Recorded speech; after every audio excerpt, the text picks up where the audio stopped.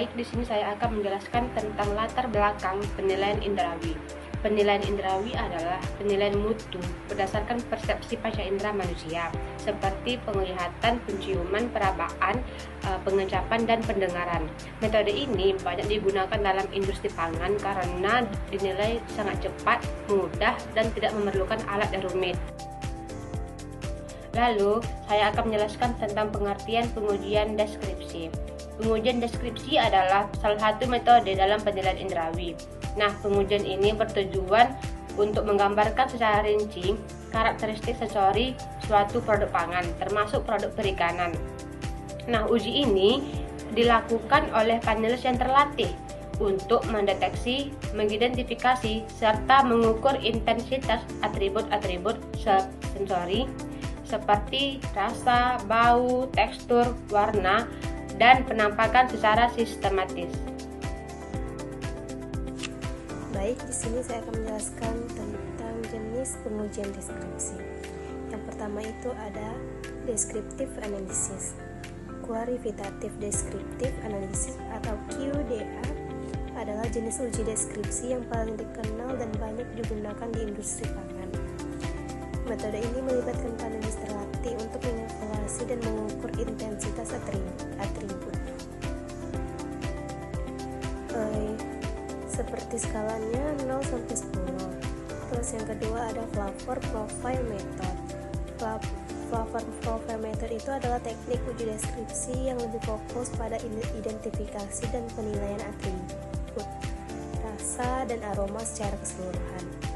Penilaian dilakukan secara kelompok, bukan individu.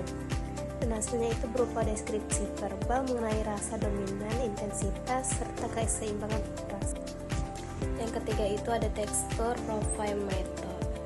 Texture profile method itu adalah jenis uji deskripsi yang berfokus khusus pada atribut tekstur produk pangan. Metode ini penting terutama untuk produk perikanan, dan teksturnya dapat berubah akibat perlakuan penyimpanan, pengolahan, atau penambahan bahan tambahan.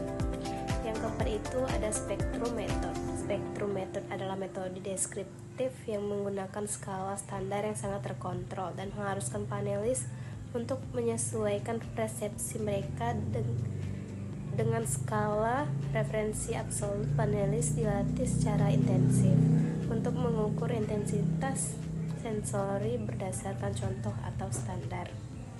Metode pengujian deskripsi. Dalam pengujian deskripsi produk perikanan, metode yang digunakan umumnya melibatkan proses sistematis mulai dari pelatihan panelis, pemilihan atribut sensori, hingga evaluasi dan analisis data. Salah satu metode yang paling banyak digunakan adalah Quantitative Descriptive Analysis atau QDA. Prosedur pelaksanaan QDA dimulai dengan pemilihan dan pelatihan panelis yang biasanya terdiri dari 8-12 orang yang dengan kemampuan sensor yang baik. Selanjutnya ada jumlah panelis. Umumnya untuk metode Quantitative Descriptive Analysis atau QDA dibutuhkan sekitar 8 hingga 12 panelis terlatih. Jumlah ini dianggap ideal karena cukup untuk memberikan hasil yang representatif dan dapat diolah secara statistik. Namun tidak terlalu banyak sehingga tetap efisien dalam pelaksanaan. Berbeda dengan QDA, Flavor Profile Method biasanya menggunakan panel yang lebih kecil, sekitar 4 hingga 6 panelis sangat terlatih. Hal ini karena metode ini lebih menekankan pada diskusi kelompok dan konsensus, bukan pada penilaian individual. Terima kasih. Penilaian organoleptik atau sensori ikan asap berdasarkan warna, aroma, rasa, hingga teksturnya.